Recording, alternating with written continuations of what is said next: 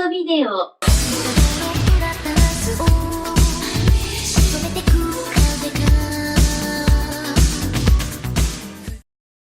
The 1980s were an important era for anime because most of what defines today's anime culture can be traced back to this era.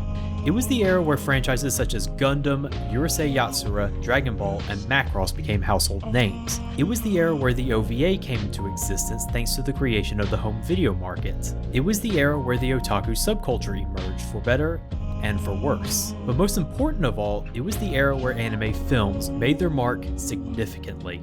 Even though Japan was enjoying a very strong economy at the time, the live-action film industry was hitting a bit of a rough patch. The greats of the golden age of Japanese cinema such as Akira Kurosawa and Ishiro Honda had either retired or were in their twilight years, and the invention of the VCR meant people weren't going to the theater as much as they used to. It was anime films that picked up the slack with numerous movies released in the summer and winter seasons. It was thanks to films such as Akira, Angel's Egg, Vampire Hunter D, and the oeuvre of Miyazaki and the rest of Studio Ghibli that critics have called the 80s the beginning of the second golden age of Japanese cinema. But an interesting aspect about this period of anime is how experimental the films could get. Experimental anime films did exist before this time, but the films of the 80s really brought experimental techniques to the mainstream. Experimental animation, experimental storytelling, experimental scenery, experimental cinematography, all of which were done in traditional cell animation. Not that I'm saying that digital animation is bad, it's just that animation techniques become all the more impressive when done by hand. And if there was one film that truly captured risk-taking creativity done in this era, it would have to be this one.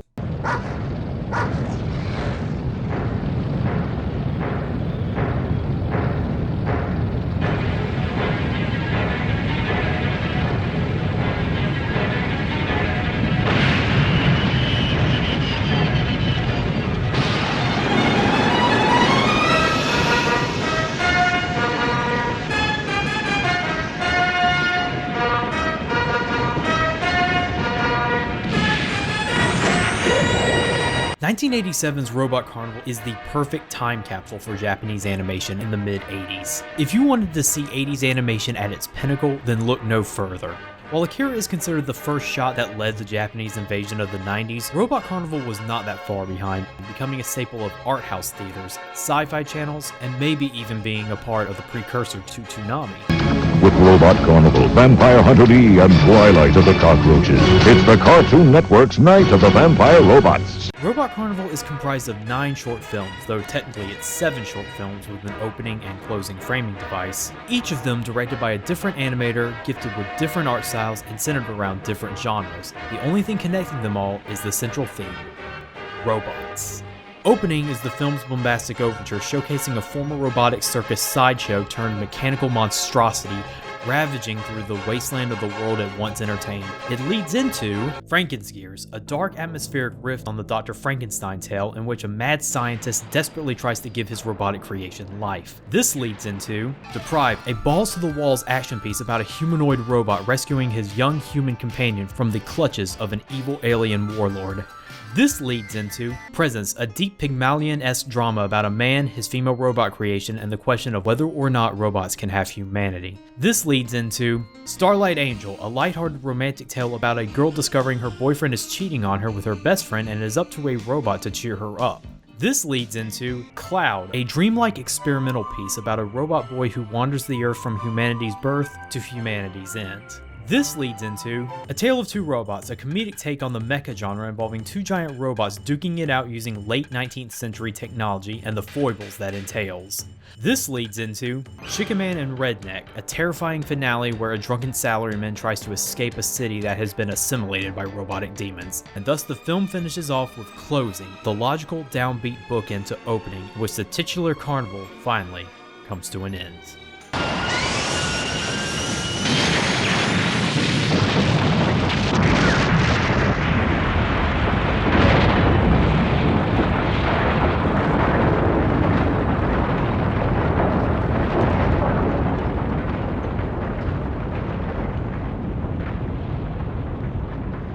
At its core, Robot Carnival is an art film. And I don't mean art film. I meant art film in the way that it exhibits the medium of animation. The whole project can be called one big experiment. Take 9 animators, give them a big budget, and have them create whatever they want so long as it has to do with robots. If you pitch that idea today in a producer's office, he'd be calling security with one hand and scrambling for his heart medication in the other. There's also the oft-stated fact that the animators were all rookies, which is a big misconception that needs to be cleared.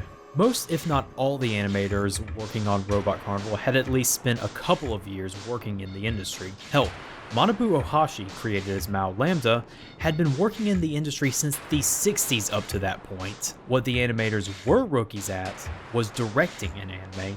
They were all storyboarders, character designers, and key animators, not directors. The only one who had any directing experience at the time was Katsuhiro Otomo, who had just completed his directorial debut, Construction Cancellation Order, for another anime anthology that we'll get to some other day. So if Robot Carnival was this big experiment to see whether 9 animators could synthesize 9 amazing short films about robots, what were the results?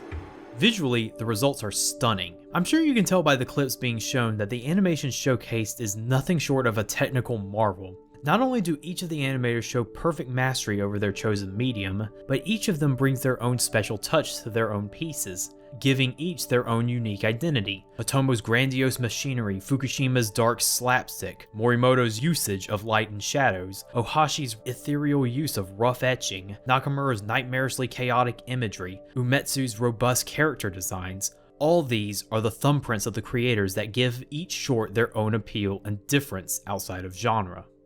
But even if one were to remove those special touches, it won't change the fact that the overall animation in every short is gorgeous. Nearly every frame of every short is some of the most lovingly crafted paintings you would ever see on celluloid. Every part of every background, every object, every character is brought to life through careful planning and extravagant detail to the point that you can see the tiny scratches on the metal.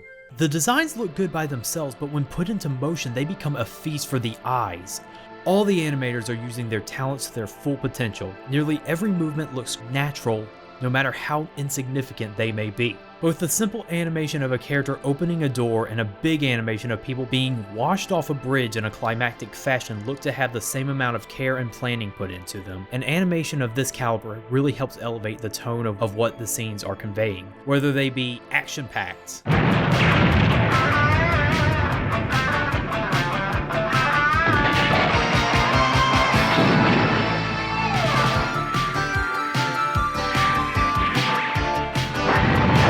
romantic,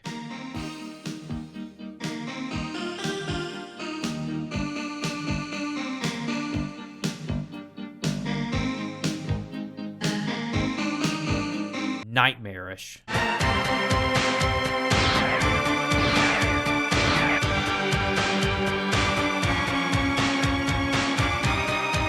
mysterious,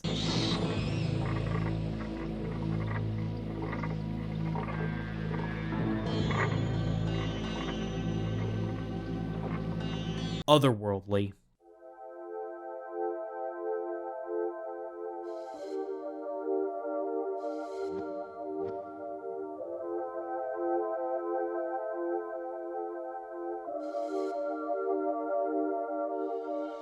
poignant,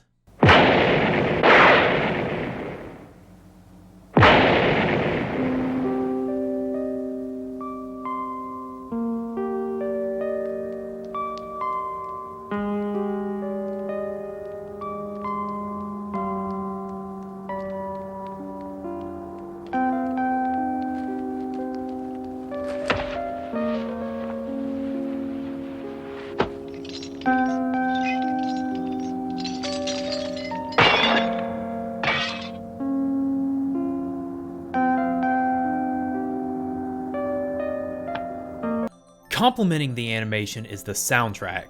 Since only 2 shorts contain spoken dialogue, it's up to the music to help the animation tell the story. Composer Joe Hisaishi, yes, that Joe Hisaishi, opted for an entirely electronic instrumentation to better fit the robotic theme.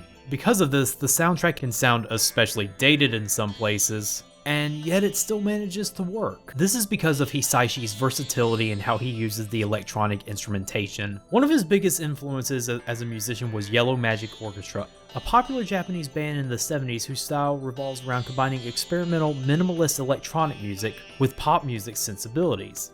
And it is here where we see that influence in full. Most of the compositions are just basic keyboard pieces with a pre-recorded backing track behind them, but are so diverse in their sound, ranging from cold and industrial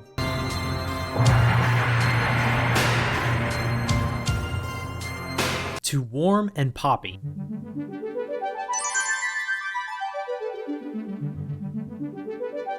The music and animation are such the key focal points of nearly all of Robot Carnival that the film has been called anime's Fantasia, which is a fair comparison. Both are big budget animated films, both are unconventional and experimental in their animation style at times, and most importantly, both rely heavily on visuals and sound to tell the story. Let's not forget the blatant homages. But at the same time, the segments in Fantasia feel more like an audio-visual experience rather than a series of short films, to the point that any segment with a narrative seems almost incidental at times. The segments in Robot Carnival, on the other hand, do make it clear that they are trying to tell a story. They aren't just moving pictures set to music. They are stories with clear set beginnings, middles, and ends. This becomes especially apparent when you realize that one film has segments with spoken dialogue and the other doesn't. So how does Robot Carnival handle its narratives? Well, yeah, in spite of the animation and beautiful music, the stories that Robot Carnival tries to tell are its weak points. Not that they're bad per se, it's just that every one of these stories has one or many big flaws in them. And I know people are saying, well, of course, no story is perfect. No, you misunderstand. I said that Robot Carnival appears to be more concerned with the narrative than Fantasia, but I don't think anyone told the production team that. The majority of the stories feel like they began as an outline and never really evolved from there. They have structure, characters, conflicts, and climaxes, but no real narrative depth to them. Opening and closing we won't go into because they barely count as segments to begin with. Let's be honest here, they're set pieces. Big bombastic bookends to signal the beginning of the film and the end. So let's just focus on what happens after the title rolls over the small desert town and we immediately run into Robot Carnival's biggest overall flaw. The fact that Robot Carnival starts off with the weakest overall shorts. Yes, even striking animation can't disguise the fact that Franken's Gear's premise is pretty thin. To summarize the entire short in one sentence, a man creates a robot and brings about his own demise and a twist of cruel irony.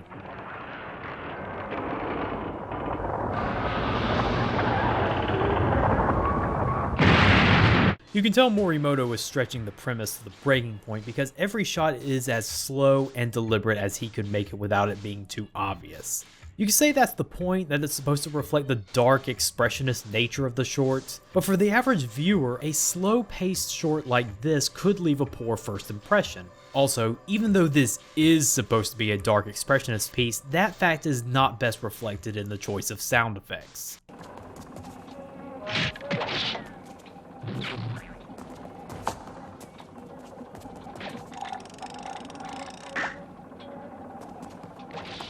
Deprive, while faster paced and have a more fully realized plot, is also objectively the weakest short of the bunch by virtue of being a complete and utter cliche storm. It's Fist of the North Star with robots and aliens. There's nothing really distinct about this short plot-wise. Cut the budget in half and this would have been just another TV show airing around at the same time. When I look at this, I don't see Deprive, I just see an anime. The rest of the non-dialogue shorts fare better, but are still not without their flaws. Starlight Angel and Chicken Man and Redneck are both played out like music videos. They have a narrative, but your focus should just be on the picture you see in front of you. Any attempts at seriously analyzing the finer details will lead you down a rabbit hole of questions that will never give you answers. So if you were expecting any explanation on how this ride works, or why are the robots after this trunk, or where did that evil robot come from, or where did all those other evil robots come from, whether or not this robot was a human all along, or why Tetsuo was there, you're not gonna get it. You'd have better luck finding out the reason on why Alice turns into a cake at the end of Tom Petty's Don't Come Around Here No More video. Cloud is the segment that has the most depth and themes to its narrative. It revolves around humanity's capability for creating life and beauty alongside creating death and destruction, and how becoming human will lead you to inherit humanity's goodness along with its evilness. Huh, sounds familiar. But most may not get all that from this short because of its inherently experimental, almost impenetrable direction. Hell, even I had no idea what was happening in this short when I watched it the first time, and it took multiple viewings for me to fully understand the themes to it. And yet all those segments can be given some leeway with their stories because of their lack of dialogue. Presence and A Tale of Two Robots don't have that luxury. A Tale of Two Robots' problem has less to do with its actual story and more so with how that story is told. The idea of the piece is to parody World War II propaganda by having both the young, hot-blooded, heroic Japanese citizens and the evil, ugly, barely human-looking foreigner be equally bumbling and destructive in their mecha fights. But in order for that joke to work, they need the guy voicing the foreigner to not speak Japanese. So who else to better voice this English-speaking villain than a non-native English speaker? Yes, a lot of the impact and humor of this piece is dampened when you can barely understand what the villain is saying. Good. They'll soon be under my control. A millennium of glory is at hand. And that's when it is being obscured by poor audio mixing. But it's still way better than how the English dub handled the native Japanese characters. Enough, that's it! The time has come to defend our honor! Yeah, you ready? Sure, but I don't think this machine was built to defend anyone's honor. She's right. This machine was built for the parade. That's our point, you nitwit! Chubby, start shoveling that corn! You got it! Denjiro, all set down there! I'm sad. What did she mean by that? Hold on! What do you think you're doing? What's wrong? All you've done so far is destroy half the buildings in that neighborhood. Oh, so many beautiful buildings in ruin. It's just horrible. On the other hand, this side looks okay. The rising sun of Japan! The sun is setting, dimwit.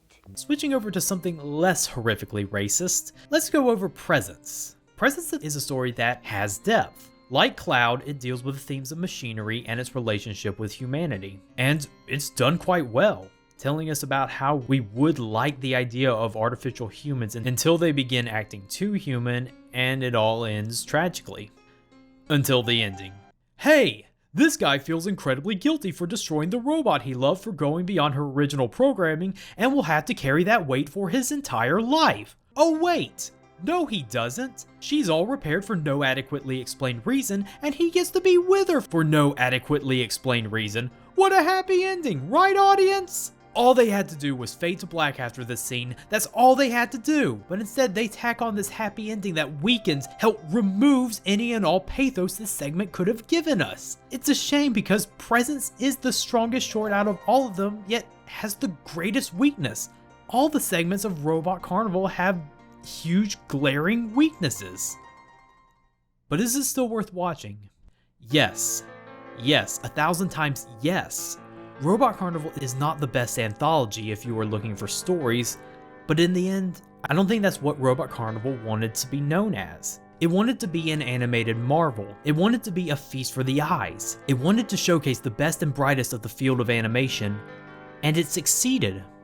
Robot Carnival is artsy, experimental, not too story-rich, and some opinions on what short is the strongest will vary. But I think it's still worth a watch in order to see the absolute creative boundaries the animators of the 80s were pushing.